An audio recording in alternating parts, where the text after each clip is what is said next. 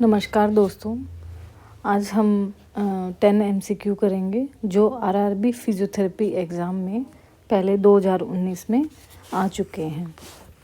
MCQ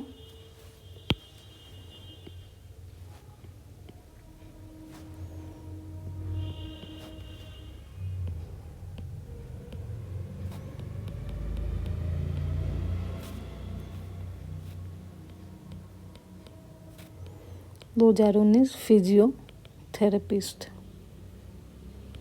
with explanation करेंगे हम। ये प्रीवियस पेपर है हमारा। रोज़ 10 क्वेश्चन हम करेंगे सॉल्व। सबसे पहले क्या है क्वेश्चन है, what is the name given to an occupational disease. Occupational disease means कि जो पेशेंट है वो क्या काम करता है। Of the lung causes by inhalation of sugar cane dust. Sugar cane dust, sugar cane means गन्ना। तो इन जो जैसे कि जो लेबर है वो वर्क करती है हर जगह, जिसका जो काम होता है उससे वो डिजीज़ हो जाना, वो उसे बोलते हैं हम ऑक्यूपेशनल डिजीज़। तो सबसे पहले इसका आंसर जल्दी से आप बताओ कि इसका आंसर क्या है। इसका आंसर है बैगोसिस। क्या है? बैगोसिस। बैगोसिस किससे? शुगर केन डक्ट से, शुगर केन डस्ट। ठीक है, अब कर लेते हैं। देखो आप है ना MCQs, आप है ना और भी सारी वीडियोस में जब MCQs करते हैं तो आप सिर्फ उनका आंसर देखते हैं, पर देखो कोई भी क्वेश्चन है ना रिपीट नहीं होगा। आप कभी ये मान के चलें कि जितने भी आप प्रीवियस पेपर कर रहे हैं वीडियोस देख के, कोई भी क्वेश्चन रिपीट नहीं होगा, क्योंकि एग्ज़ाम जिसको लेना है उसको हमेशा नए ही क्वेश्चन डालने होते हैं। तो आप सिर्फ इसका ये मत कर पार्ट करें, आप इसके जो ऑप्शंस होते हैं ना वो भी करें। बिसनोसिस मीन्स डिजीज़ में, ये डिजीज़ किससे हो जाती है? ये डिजीज़ होती है कॉटन डस्ट इंडस्ट्री से होती है। किससे होती है? कॉटन डस्ट इंडस्ट्री से। ठीक है। फार्मर लंग क्या होते हैं? क्योंकि फार्मर्स खेतों में काम करते हैं। Pollen grain dust. ठीक है। और एंथ्रोसिस का डिजीज़ जो होती है, एंथ्रोसिस में क्या होता है? OA आर्थराइटिस हो जाता है। OA arthritis disease. तो इस तरीके से आपको अपने एक एक क्वेश्चन को कंप्लीट करना है। अब करते हैं हम next.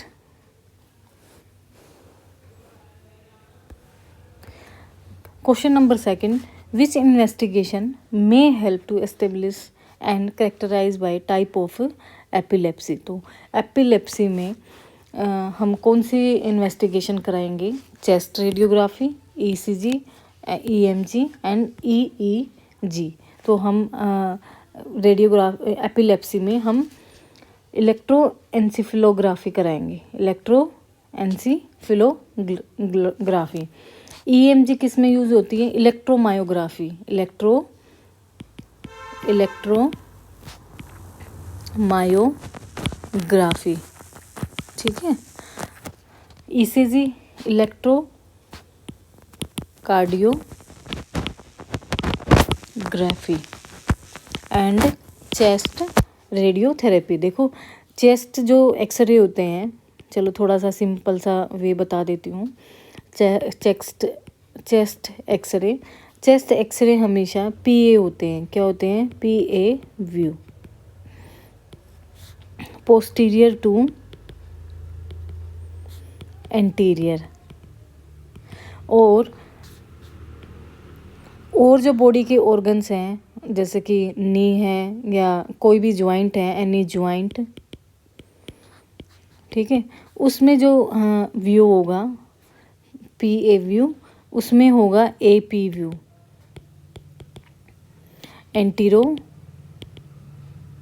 Anterior to posterior view.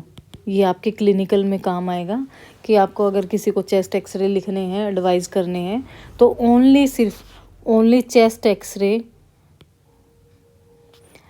PA view और अदर जो आप एक्सरे भेजेंगे वो एपी और लेटरल व्यू भेज सकते हैं। ठीक है, तो एपिलेप्सी में हम कौन सी इन्वेस्टिगेशन कराएंगे? इलेक्ट्रोएन्सेफेलोग्राफी। और हम साथ साथ में अभी वीडियो बनाएंगे एनसीईआरटी के नोट्स, तो कुछ ना कुछ मैं आपको नया बताऊंगी आरआरबी के एग्ज़ाम के लिए। विच इंसिजन इज़ मेड फॉर थायरोडेक्टमी। ठीक है, मेड ऑफ थायरोडेक्टमी। तो थायरोडेक्टमी मीन्स थायराइड को रिमूव करना,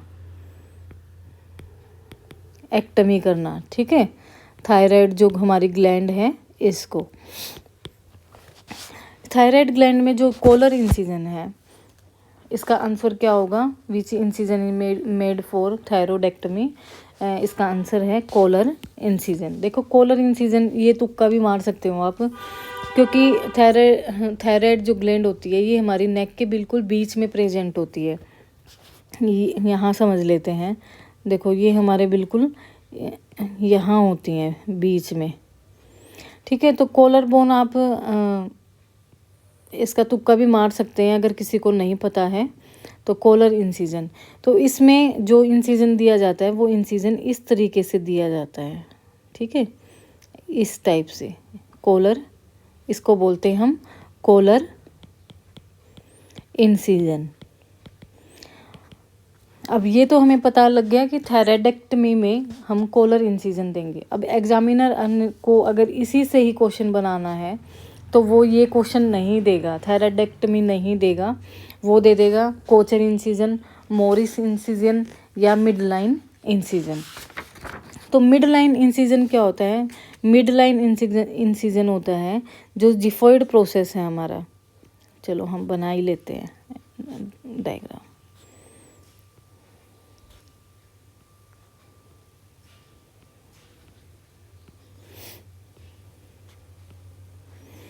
जो ये जिफॉइड प्रोसेस होता है, जिफॉइड स्टर्नम की जो जिफॉइड प्रोसेस, जो स्टर्नम होती है हमारी,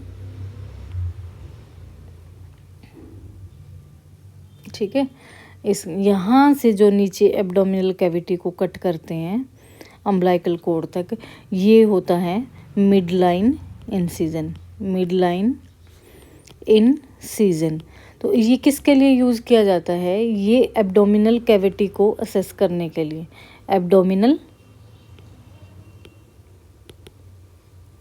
कैविटी को असेस करने के लिए यूज़ किया जाता है।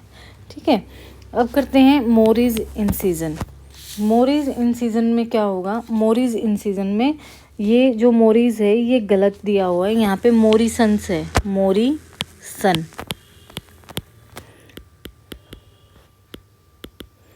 मोरिसन इंसिजन दिया जाता है जो, जैसे ये हमारा पार्ट है, ये एब्डोमेन है, जो हमारी ये ओब्लिक मसल्स हैं।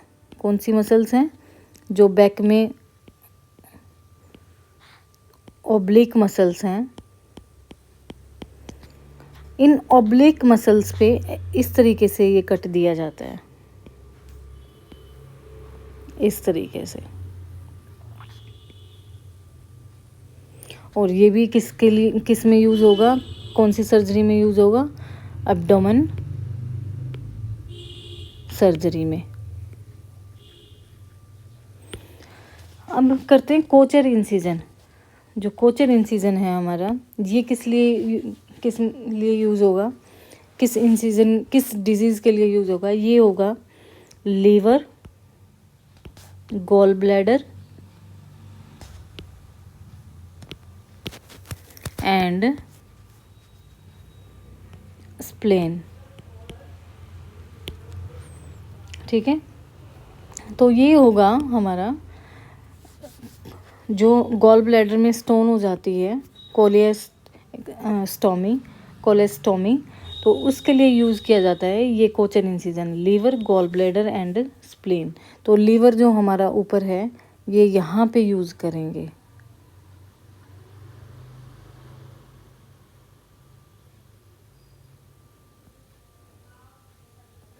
Kochhar incision liver, gall bladder and spleen के लिए।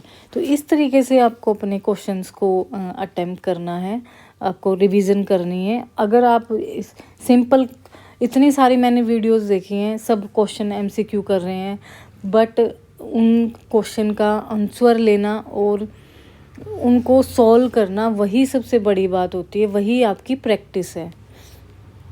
अब करते हैं हम नेक्स्ट क्वेश्चन, क्वेश्चन नंबर 3।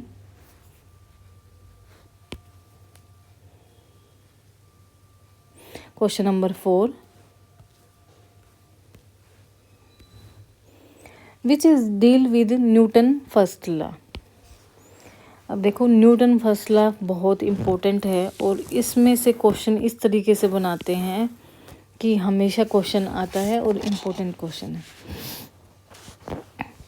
जो न्यूटन फर्स्ट लॉ है, वैसे देखो 3 लॉज होते हैं, फर्स्ट, सेकंड एंड थर्ड, तीनों के तीनों करने हैं आपको। Which is deal with Newton first law, देखो इसमें इसका आंसर एक्सेलरेशन भी हो सकता है और इसका आंसर इक्विलिब्रियम भी हो सकता है। ग्रेविटी और रिएक्शन ये दोनों नहीं होंगे, ठीक है, ग्रेविटी और रिएक्शन ये दोनों नहीं होंगे, इनमें एक्सेलरेशन एंड इक्विलिब्रियम। तो इसका यहाँ पे आंसर है Newton first law deal with equilibrium, equilibrium first law, ठीक है। तो इसमें जो इक्विलिब्रियम क्यों है, क्योंकि जितना मास है उतना ही एक्सेलरेशन, और दोनों क्या है, इक्वल हैं। अब करते हैं question number 5, which is defined as the rotational deformity of cervical spine that cause turning and tilting deformity of the head and neck. देखो एक रोटेशनल डिफॉर्मिटी है सर्वाइकल स्पाइन में, ठीक है, एंड कॉजेज कारण क्या है, टर्निंग एंड टिल्टिंग डिफॉर्मिटी, की पेशेंट टर्न नहीं कर सकता नेक को और टिल्ट नहीं कर सकता, deformity of head and neck. तो इसमें ऑप्शन है cervical spondylosis, thoracic outlet syndrome, cervical disc syndrome and wry. तो आंसर इज वेरे नेक। अब देख लेते हैं cervical spondylitis means only inflammation हो जाना, क्या होना, इन्फ्लामेशन हो जाना, जो कि कई बार बोल देते हैं ना कि कमर में एक लोकलाइजेशन जो पेन होता है वो होता है cervical spondylitis. Thoracic outlet syndrome, जो थोरेसिक आउटलेट सिंड्रोम होता है,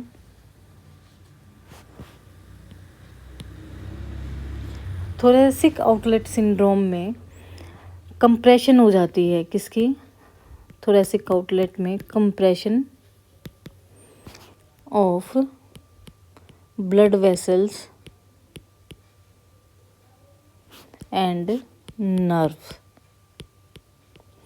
blood vessels, subclavian artery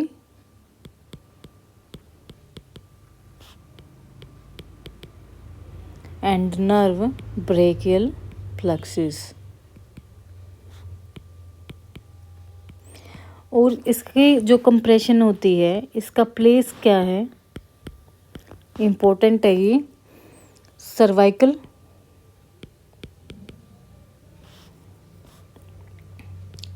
spine two first,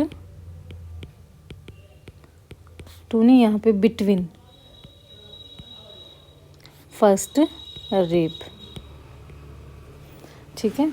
तो थोरेसिक आउटलेट सिंड्रोम में ये होता है। सर्वाइकल डिस्क सिंड्रोम, जैसे कि हमारी PIVD है वैसे ही ये सर्वाइकल डिस्क सिंड्रोम है, डिस्क की दिक्कत हो जाती है जिससे कंप्रेशन आने लग जाता है। वेरे नेक, वेरे नेक, अब वेरे नेक को कर लेते हैं यहाँ पे। देखो वेरे नेक का दूसरा नाम क्या है, टोर्टिकोलिस, क्या है, टोर्टिकोलिस। सबसे पहले टोर्टिकोलिस जो होता है ये कई टाइप में होता है। सबसे पहले तो होता है टेम्परेरी। टेम्परेरी में आपने पेशेंट भी देखे होंगे, कई बार गर्दन अटक जाती है, तो वो किस वजह से होती है? या तो स्वोलन हो जाए, सूज जाएं हमारे लिम्फ नोड, ईयर इन्फेक्शन हो जाए, और या फिर कोल्ड हो जाए। ठीक है। फिर है फिक्स्ड टोर्टिकोलिस, ये आ सकते हैं। फिक्स में क्या होगा? एक्यूट होगा एंड परमानेंट, एकदम सडन, अचानक से ही कोई मसल वर्क करना छोड़ दे, टोर्टिकोलिस। मस्कुलर मीन्स मस्कुलर जो होगी वो फिक्स ही होगी। मस्कुलर जो टोर्टिकोलिस होगा वो फिक्स होगा। फिर इसमें जो इम्पोर्टेंट देखने वाली बात है, क्लीपेल fail syndrome. क्लीपेल fail syndrome,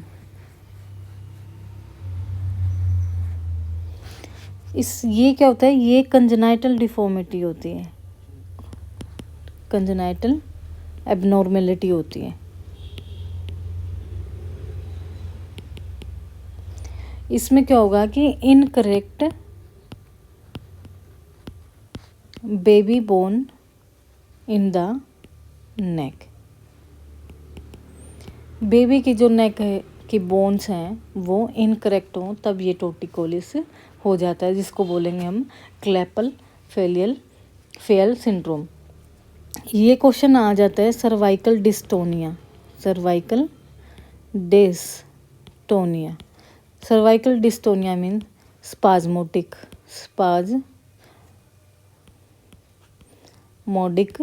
टोर्टिकोलिस,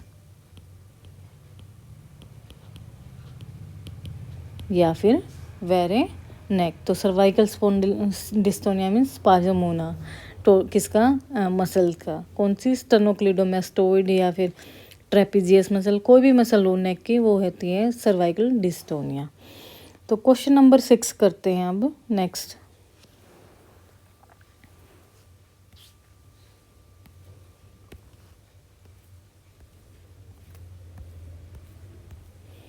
which is the hardest muscle of the body. देखो यहाँ पे ना आपके 4 क्वेश्चन बन रहे हैं और ध्यान से आपको देखना है कौन कौन से आपके यहाँ पे 4 हार्डेस्ट। देखो हार्डेस्ट मसल पूछी है कि हमारी बॉडी में हार्डेस्ट मसल कौन सी है? ग्लूटियस मैक्सिमस है, हार्ट मसल्स है, सार्टोरियस है, या रेस्पिरेटरी मसल है। तो यहाँ पे जो हमारा आंसर है वो है हार्ट मसल। जो कार्डियक मसल होती है वो सबसे हार्ड मसल होती है। अब देख लेते हैं जो ग्लूटियस मैक्सिमस है, हमारी जो ग्लूटियस मैक्सिमस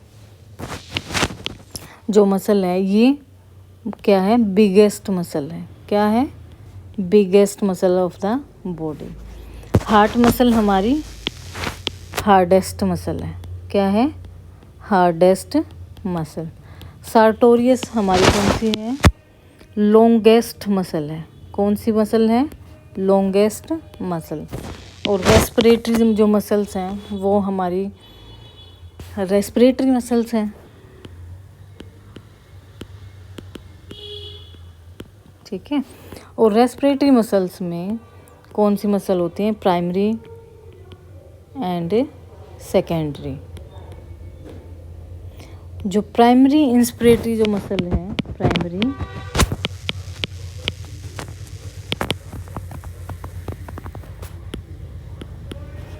वो हमारी है डायफ्राम।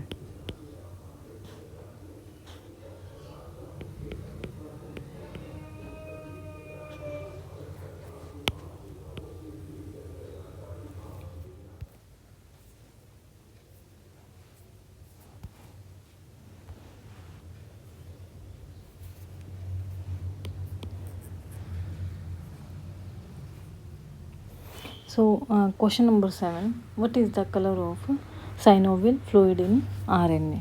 तो हमारा जो साइनोवियल फ्लूइड जिसको आरए, सबसे पहले तो हम आरए देखते हैं। तो आरए क्या है? आरए हमारा rheumatoid arthritis. HLA human leukocyte antibody B क्या है? 44 है। और यहाँ पे जो 47 है ये एनक्लोजिंग स्पॉन्डिलाइटिस का है। ये एग्ज़ाम में आ जाते हैं। जो आरए में होते हैं, R A mainly commonly most of hand and feet में मिलता है। अर्लीस्ट साइन पेन है। अर्लीस्ट साइन क्या है इसका? पेन। अब करते हैं इसमें जो साइनोवियल फ्लूइड है, साइनोवियल जो जैसे कि नी जॉइंट है, ये हमारा आप कोई भी जॉइंट ले लो,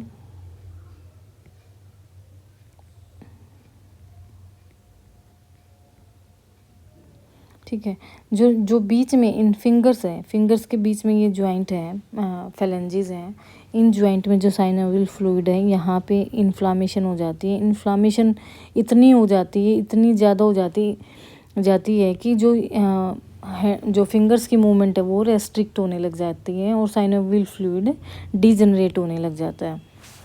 और ये क्यों होता है? कि इसमें क्या होता है कि जो एंटीबॉडीज़ है, ऑटो एंटीबॉडी डेवलप होने लग जाती है। ऑटो एंटीबॉडी डेवलप, और जो हेल्दी टिश्यू होती हैं उनको ही खाने लग जाती है। इंगल्फ हेल्दी टिश्यूज़, ठीक है। तो अब इसका जो आरएनए में साइनोवियल फ्लूइड का कलर क्या होगा? वो होगा येलो। क्या होगा? येलो। वैसे अगर नॉर्मल साइनोवियल फ्लूइड आप देखेंगे, नॉर्मल साइनोवियल फ्लूइड, तो वो होगा आपका कलरलेस। क्या होगा? कलरलेस या फिर स्ट्रॉ कलर। आई थिंक आपको अच्छे से समझ में आ गया होगा ये क्वेश्चन, ठीक है। नेक्स्ट करते हैं हम question number 8, which include both late foetal death and early neonatal death. तो सबसे पहले है perinatal mortality, still birth, foetal death and D है यहाँ पे इन्फेंट मोर्टेलिटी।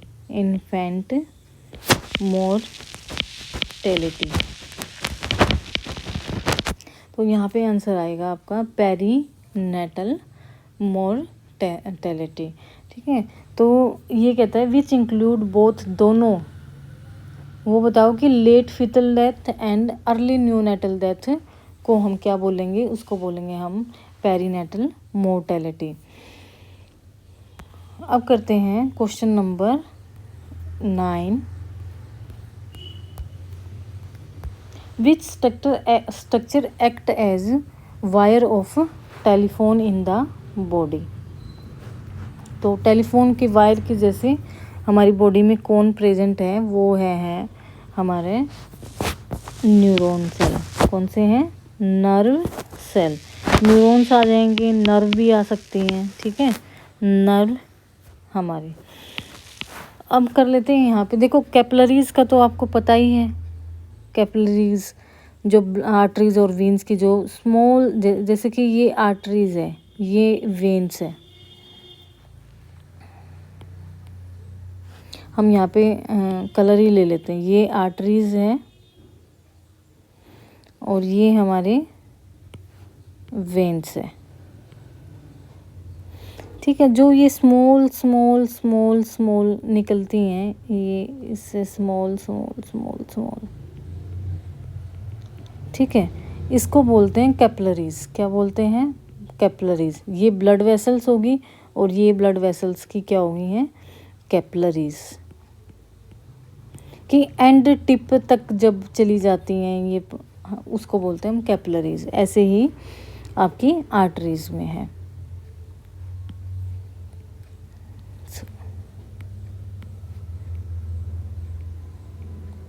ये आपकी ब्लड वेसल्स होगी, ब्लड वेसल्स में ये आपकी कैपिलरीज हो गई।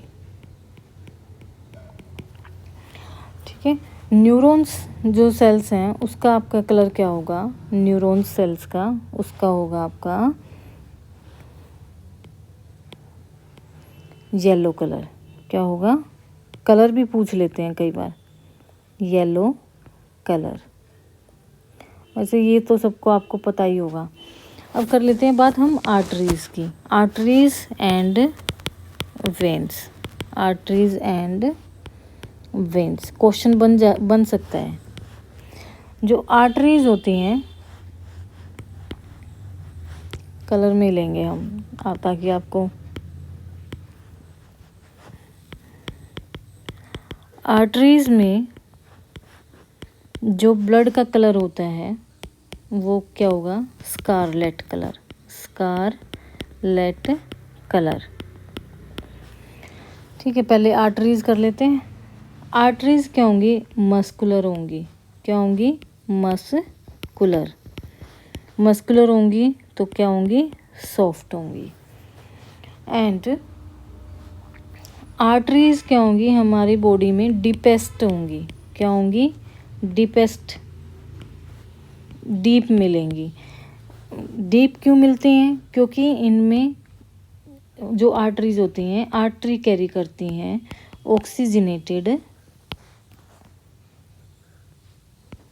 ऑक्सीजनेटेड ब्लड कैरी करती हैं।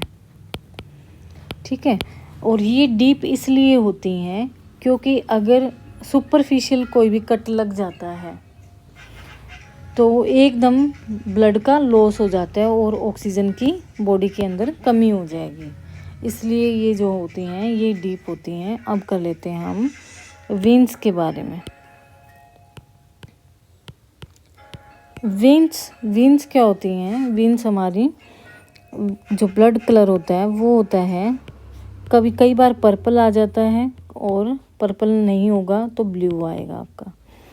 ठीक है, ये हार्ड होती हैं, नहीं सॉरी हार्ड नहीं, ये सॉफ्ट होती हैं। क्या होती हैं, सॉफ्ट होती हैं। और जो रेड हमारी आर्टरीज हैं